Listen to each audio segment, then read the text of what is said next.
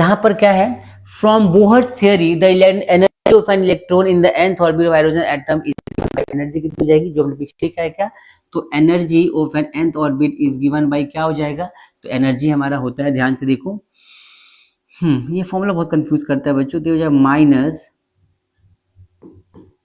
4 pi square m के square z square e की power 4 और अपोन में n का स्क्वायर h का स्क्वायर। ठीक है भाई, बात समझ में आ गई।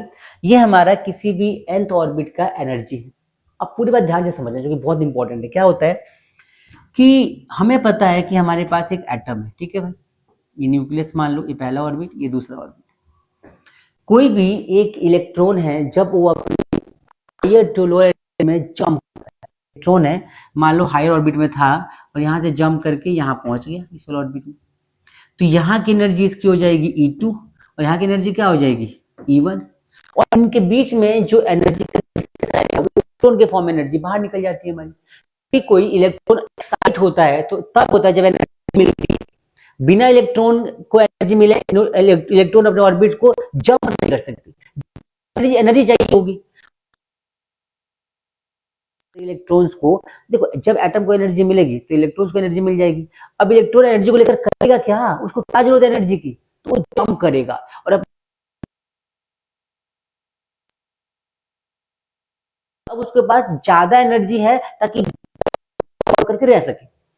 लेकिन जैसे जब नीचे आता है तो उसको कम एनर्जी की रिक्वायरमेंट होती है, जहां पे कम एनर्जी के साथ ही वो तो बाकी एनर्जी क्या करेगा, फोटोन की एनर्जी बाहर निकलती है तो वहां पर क्या होता है, बेसिकली उस मोशन से एक वेव बनता है जिसको वेव नंबर कहते हैं। और वेव नंबर क्या होता है कि कितना डिस्टेंस ट्रेवल किया, कितना वेव बना, और उस पर्टिकुलर फ्रीक्वेंसी में कुछ लाइट के रेडिएशन आपके सामने दिखाई देगी।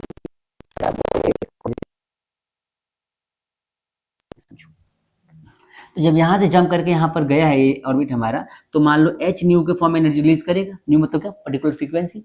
अब ये जो जंप करेगा तो इसकी एनर्जी क्या हो जाएगी E2 माइनस E1। ये बात समझ में आ गई भाई, सोच के बताओ, यहां तक क्लियर है, E2 माइनस E1 हो जाएगा। तो इस यहाँ पे यूज करो, ध्यान से देखो, तो मैं बोलूं क्या कि E2 मतलब बेसिकली ऐसे लिख दूं क्या कि एनर्जी है हमारी h न्यू के बराबर है, दैट इज इक्वल टू क्या हो जाएगा, ये हो जाएगा -4 पाई स्क्वायर m के स्क्वायर, ठीक है, z स्क्वायर e की पावर 4 और अपोन में h का स्क्वायर कर दिया मैंने।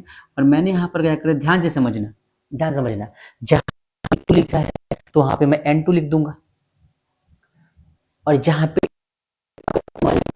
चूंकि पूरा फॉर्मूला माइनस में है तो मैं इसे यहाँ से हटा रहा हूँ, ठीक है, इसे यहाँ से हटा के मैं क्या कर रहा हूँ, मैंने क्या कर दिया, यहाँ माइनस का 1/n2 लिखा और माइनस का, अच्छा स्क्वायर भी तो है, ध्यान से समझना बच्चों। अब इसको ना सीख लो, पहले कैसे करना सीख लो। देखो माइनस और मैंने क्या लिख दिया यहाँ पे, ये हमारा h का स्क्वायर तो यहाँ पे आ गया, 1/ मैंने n2 का स्क्वायर कर दिया, ठीक है। अब देखो ध्यान से पूरी बात, फिर लिखूंगा माइनस और फिर लिखूंगा मैं पूरा का पूरा एनर्जी का यही टर्म फॉर्मूला, और एक माइनस मेरे पास और आ जाएगा, समझना। ये पूरी एनर्जी का लिख दिया मैंने। अगर मान के चलो मैं अगर इस पूरे में से मैंने खाली इसको कॉमन ले लिया, पूरे टर्म को कॉमन ले लिया, और मैंने यहां पर क्या लिख दिया, यहां पर लिख दिया 1/n2 का स्क्वायर माइनस, पूरी बात ध्यान समझना, माइनस, ठीक है। अब दूसरा प्लस हो जाएगा तो यहाँ पे प्लस का साइन और 1/n1 यहाँ पे क्या हो जाएगा n1 और फिर उसका स्क्वायर, ये हमारा पूरा आ गया फॉर्मूला। क्या बात समझ में आई आपको? कुछ नहीं किया मैंने पूरी वैल्यू, यहाँ पे n2 आ जाएगा, साइन माइनस का रहेगा, ठीक है।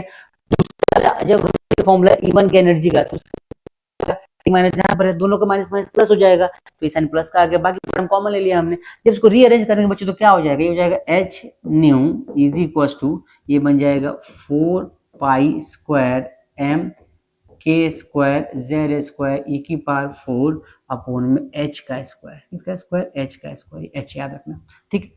और यहाँ पर जो हमारे पास डिफरेंस आएगा वो क्या हो जाएगा, रीअरेंज कर रहा हूं मैं, तो 1/n1 का स्क्वायर माइनस 1/n2 का स्क्वायर, ये फॉर्मूला आई बात समझ में। आप ध्यान से देखो, ये फॉर्मूला आ गया हमारे पास। अब ये फॉर्मूला जब हमारे पास आया, इसका मतलब क्या हो गया कि जिस ऑर्बिट में गया है वो n1 होगा और जिससे आया है वो n2 होगा। याद रखना क्या कि n2 मतलब जिस ऑर्बिट से गया है, याद रखना भाई क्या, n2 मतलब कि जहां से जंप करता है, लिख दो यहां से, जहां से जंप किया, और n1 मतलब जहां को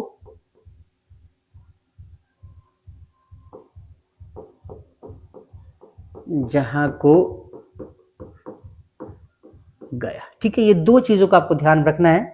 जहां को गया वो हमारा n2 n1 और जहां से आया वो n1, ये दो चीज ध्यान में रखो, बस खत्म। ये फॉर्मूला आपके पास आ गया, इसी फॉर्मूले को आगे हम यूज करेंगे। लेकिन बहुत इंपॉर्टेंट टर्म, एक छोटा डेरिवेशन रह गया, आपको समझना है क्या, ध्यान से देखो। ये जो h न्यू है, मैं यहाँ से सिर्फ फ्रीक्वेंसी निकाल रहा हूँ। क्या निकालूंगा? सिर्फ फ्रीक्वेंसी। कैसे? आगे देखो।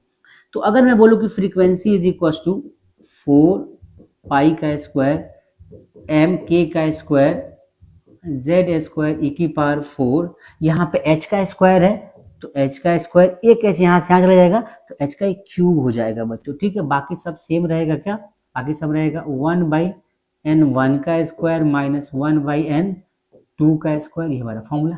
ठीक है भाई, क्लियर हो गया? ये आपकी फ्रीक्वेंसी आ गई। अब ये जो फ्रीक्वेंसी होती है ये कैसे वेव फॉर्म में कन्वर्ट होती है, वेव नंबर में, इसको समझते हैं, ध्यान से देखना। यहाँ तो सीरीज आ जाएगी, रीडबो कांस्टेंट आ जाएगा, इसके बारे में पढ़ेंगे बाद में, पहले यहाँ पर आ जाओ। ठीक है चलो, ये समझ में आया सबको? Take the screenshot. अगर आपको समझ में आ गया हो तो स्क्रीनशॉट ले लो ताकि अच्छे से कॉन्सेप्ट तुम्हारे क्लियर हो जाए। ठीक है।